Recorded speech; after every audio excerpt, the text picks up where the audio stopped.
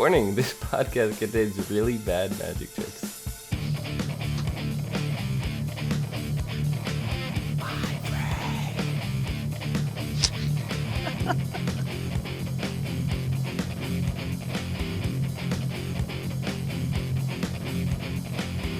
What's up, everyone, and welcome to the As Seen on TV podcast for iZombie, Season 2, Episode 7, Abra Cadaver.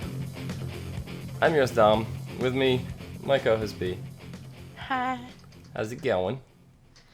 Good. And then exactly what that guy looked like. Pick a card, any card. Oh, God.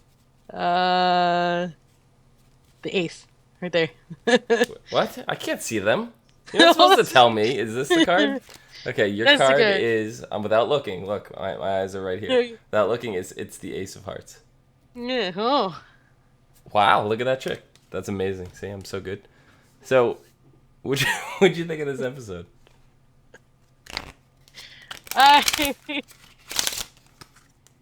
Wow. There was a lot of cheese. No. All the cheese. No. All the cheese. No. There's none. And it was very, the whole, she got all, into death, goth thing. It was stereotype. Very stereotype. the Sid Wicked guy, he's basically like Chris Angel. Yeah, that's the vibe I got off him. And then we had Houdina, which is clearly a reference to Houdini. Mm-hmm. And we had Smoke and Mirrors, which was basically Penn and Teller. Yes. So the moment you see them, it's like, oh, yeah. Oh yeah. And she's writing on the tab, and I'm like, oh, jeez. Mm-hmm. There's not. It's not even. Yeah, it's not even subtle. Not at all. There's no subtlety at all. No. It's just like, bam. I'm surprised they didn't call him like Pencil and Yeller. Like that would make sense. Couldn't get any more obvious. Instead of Penn and Teller, Pencil and Yeller. So yeah. Anyway, so were you expecting any more magic tricks out of this, or? We saw the base that I was expecting. Obviously the cheese. It was gonna be cheese from the moment it started. You knew it was gonna be, with the card tricks and the the disappearing rabbit. I'm like, okay. I didn't pick up that the waitress was her though. That I didn't catch until she said something later, and I was like, oh. Yeah, I actually went back to look at that scene again to make sure, and yeah, it definitely was her. Yeah, me too. I had to go look too. Really, really straight hair, from going to have this curly, wavy hair to this really straight hair. So it was either a wig or most likely a wig. But yeah, it was definitely. I was like, oh, okay, that's interesting. That's new. That's a different way to do the trick stuff. But when they were talking about him, he was exposing them in their tricks and stuff to get back at them for things. All I thought it was the while back was the guy that did the mask stuff, that was doing the whole big thing, billing everyone's the mask magician. That's his name, the mask magician. Yeah, I remember. Yeah, I remember that because I watched all that stuff because I thought it was amazing. I thought it was awesome. Yeah. But I thought his need to get back at the I can't remember any other guys. The other guy's name. Smoke and Mirrors. No, not that one. The older magician. Oh, yeah, I didn't take his name. I can't remember. Well, he got back at him because of stupid shit. It's like, oh, I wouldn't let you have an extra 15 minutes, so I'm going to be butthurt. Yeah. And write some shitty stuff in the back of your book, and then there was a lot of pettiness there, and I was like, I mean, I slightly understood the angriness coming from Houdina, because, they were going to get married and shit, but he was being weird. Got too much into the whole creepy Chris Angel. Yeah. But Liv kind of got in that, and you see Major at the end kind of like, what the hell is you doing? And then just sneaks away. I couldn't I know at the beginning they're all lovey-dovey and heavy petty. I don't even want to know what they were doing. Like, I don't want to know what they were doing at all at the start of this episode because they're like, this is what I dreamt of doing when I was in like junior high. I was like, um, I don't want to know. Heavy I petting. don't want to know. But the lost my train of thought, that he was all, nothing's gonna change, it's okay. And then as he started to get worried about it, like later, he's like, how much does the brain affect her? Like, how Right. much does she change? And then you start to see it like progressively get worse and worse and worse until she's like chanting with a Ouija board there at the end. It's just like, and I honestly think this is like the worst. I mean, some of the other ones she got pretty into it, but Yeah. to me it feels like they really pushed it this go. They amped this one up a bit. So For poor the whole Major. dramatic. Yeah, Poor Major. What about Ravi?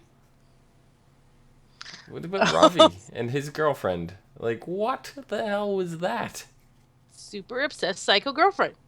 That's what that was. That Mm. was the tryhard. She was a tryhard. She was. Yeah. That's what that was. She was trying to super to make him happy, and she was overdoing it. Mm-hmm. That's what she was doing. It's like, oh, look at all this stuff. Whee! And he's like, he was already questioning the whole thing anyway. And then she just kind of like pushed it to the point where it's like, oh, what am I doing? And then he's like, oh, I feel bad. Look at these soccer tickets. I'm gonna drink this beer. I just love when she gave him the tickets for the concert, like from a month from now, and he's just like, a month. Like, Like, I gotta be with you for a month so I can use this. I mean, I've definitely been in situations like that where like they seem like they know they're gonna lose you, so they try to like make all these plans for the future, and you're just like, wait, what? Wait a minute. Wait a minute. Wait a minute.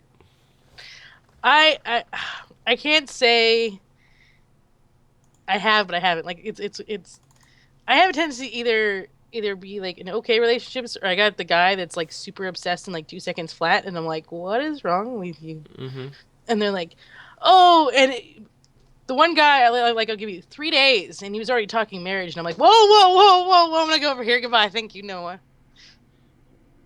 Yeah. Stalker. That would have been stalker You number. pulled a magic trick of your own and disappeared. Not really, because he knew where I lived, and he sat in front of my house and called me at midnight and breathed in the phone. Yes, boys and girls, this happens. It's real. That stereotype is real. Oh, that's kind of scary. I mean, like to the point where it was like Blaine and Liv like sitting outside the house, like stalking that kind of stalking. Yes, that kind of stalking. That's Except he didn't come to my house, thank fuck I got. oh, okay. But yeah, That you know of. yeah, you're right. Good point. That was stalker number 2. Yeah, because Babinow has no clue that they came inside the house. Or so were they in his house or her house? I thought they were in her house. I thought it was. I don't. I don't know actually. So I guess maybe it's her house. Yeah, I think it's her house. I think he was going to her house, so he was staying at her house. I don't know now. And that relationship escalated quickly. Who was the one that filed for the paperwork? Was it him or her? Oh, it was him. So it's his house. She's got to be staying at his house. Oh, okay. But then why are they talking about her going on yoga? Because she was probably there. Like So she she's spent the living at his night. house already? Maybe she spent the night. Whatever. I don't know. That's quick. Of course, it went from them being awkward date to sleeping together. Yeah. Bleh. Bleh. So, oh, okay. I don't know. I enjoyed the stakeout though. The little banter in the car. It was good. Yeah, Blaine was very much, I'm not into this creepy shit that you got going on right now. Yeah. And the weird connection between Blaine and I can't think of the roommate friend now. Peyton. They're implementing a thing. the relationship. There's something they mentioned before too. Like she's like, "Oh, that guy's cute," whatever Peyton Yeah, said. she did. So it was kind of seated in the back of our minds. Maybe 2 episodes ago, I want to say. Yeah. And here we are now, and it seems like their little banter back and forth there too definitely seemed like something was up. Yeah, it's not just a little, oh, he's cute. There's like something floating there, and they're both into it. It's not just one-sided. Mm-hmm. So I'm kind of interested to see where that goes and how that affects Liv when she finds out. Yeah. If it goes that direction. Yeah. So I think that's where they're going on that. And that's gonna just. What about though when Liv is like she's still at Babinot's house, and they go through they're like going through all the files and everything, and then like just like they happen to split up the paperwork, left and right. Blaine took the left pile. If Liv took the left pile, she would have realized the dog. But that's something that Blaine was going through and just kind of didn't think anything of it, because why is he gonna think anything of a dog? Yeah. So if Liv got that pile, that could have been bad news. Major was lucky in that situation. Yeah. So the question is, how long? Right now, it's how long can he keep that from her? Because she already knows now about the disappearances. She knows about it being about zombies, and she's even talked to him about it. Yeah, and he sat there and was like, "Shit." And his absolute... I promise you that nothing's going to happen. She goes, "That's not something you could promise." And I deadpan said to my TV, I go, "Yes, he can." Me too. I was like, little do you know, Liv, but little do you know. He's the only one that can promise that. So yeah. I like the Blaine Liv team up. I want to see more of it, and Blaine just like... just rips that note wide open. She's like, "What part of discreet did I tell you?" He's like, "I don't give a shit. I didn't hear it." Whoop. So she forges the letter and she drops it back off later. Modified, human brain for bovine brain, yada yada yada. Yeah. And she gets caught dropping it off. The lady. Do you know who that lady is? No. Ooh, I do. Oh, you do? I do. Okay. We will find out in the synopsis for next episode. Oh, okay. Yeah, I was like, uh-oh. When she was like sitting at the door and she's about to ring the doorbell, I'm like, oh god. And then she stops. You tell she's like wary. So that was where her reaction of what was going on. Yeah, there's a envelope that was dropped and it just said occupant. Yeah, so she doesn't know who lives there. Mm-hmm. So it was like, is she tattling on? Does she? I don't know. She may know who lives there and doesn't want them to know who she is. Yeah. It's a hefty envelope. So first I was like, well, if she's just tattling on Liv, it's not going to be something that simple. She wouldn't have that same reaction. It wouldn't be this is something else. There's more to it. That much I could take in. But yeah, I had no idea. Yeah. What we got going on here? What did you think about the murder itself? Like the whole misdirection with the maid and... That was actually pretty cool. I thought that was a little bit of a different take. And like, obviously it was going to be something magical. They had to be something. But I was thinking, someone came through the window, the window of the door, or something else. Like there was something they were missing. Most hotels do not have sliding doors. Most of them are solid pane windows that you can't get in and out of. We didn't see it, so I was just throwing things together. But I didn't think it would be the maid. Though the moment you see smoke in whatever, I can't remember names. Mirrors, you could tell that the one was not a guy. And we're like, oh, you're... Yeah. Couldn't tell the first time. The first time when they were sitting outside, and Mirrors was writing everything down. Didn't notice that time. I did. Did you? Oh yeah. And you right away. Yeah, I wasn't really looking for it. And then as soon as they were standing behind the curtain revealing the trick before Liv even said anything, I was like, wait, that's a girl. I was like, okay, that's the maid. I didn't pick up that it was the maid with the first time, but I knew that it was not a guy. I knew it was a girl. Yeah. I don't know, anything else for this episode? I think we pretty much hit on everything.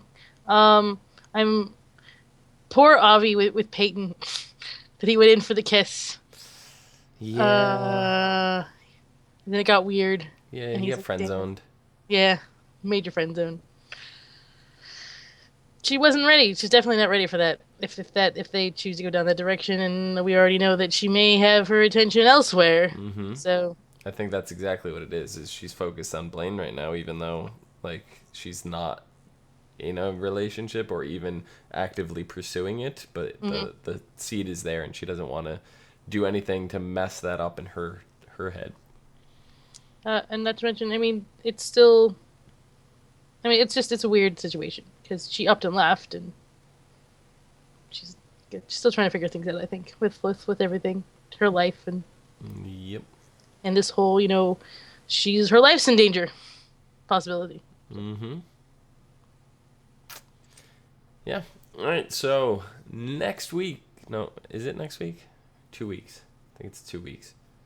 Next episode is called The Hurt Stalker. It's all about Clive. Detective Bavanaugh arrives at the crime scene of a wedding planner who was shot to death and is shocked to realize that he used to date the victim. To make matters worse, we learn that the murder victim was stalking Detective Bavanaugh, and he is now the #1 suspect in her murder. So that's where I'm convinced that the lady that dropped things off on the porch is the victim. So I think that's his ex-girlfriend. So she knew some things. Mm-hmm. Obviously got her killed. It's quite possible.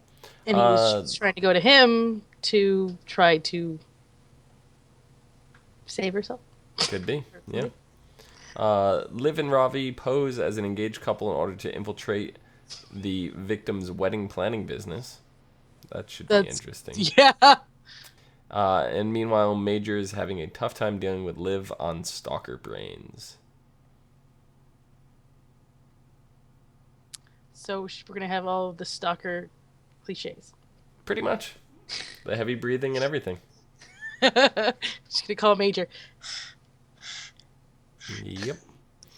So, to close out the show, B, what was your card before? It's the Ace of Hearts. This is the Ace of Hearts. All right, so we'll take your Ace of Hearts, right, and we'll put it on the top. No, you know what? We'll take it and we'll put it right here. We'll put it in the middle, right? Mm-hmm. And then and it jumps back to the top. Look at that, B. How does he do it? I don't know. B, where can the people... Kim B, Lee. Kimberly, where can the people find you? At HUFFITY, You can find me down below at Phenomedom, PHENOMEDOM, where I do really stupid magic tricks. Not really. I don't do a single magic trick on there, actually. So that's the magic trick, is the fact that I don't do a magic trick. In fact, you probably had another set of cards and put the ace from the other set onto that one. What? Oh! What did I? What? No. Yeah. How? No. No. B. No. You take the card. Uh-huh. You put it on the deck. Uh-huh. Right? You take it off the top. Uh-huh. You put it in the middle. Uh-huh. Snap your fingers. And it jumps to the top. What? I didn't move. There's no decks.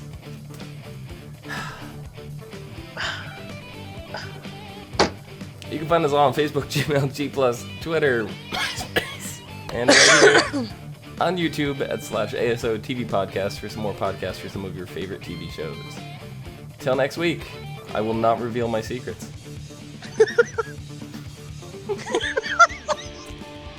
It's not even next week, it's 2 weeks. The Thanksgiving. Yes, next week is Thanksgiving. Yeah. Happy Turkey Day. Gobble gobble. Pick a turkey, any turkey? Duck, duck, goose? If there's an ace of hearts in that turkey's ass,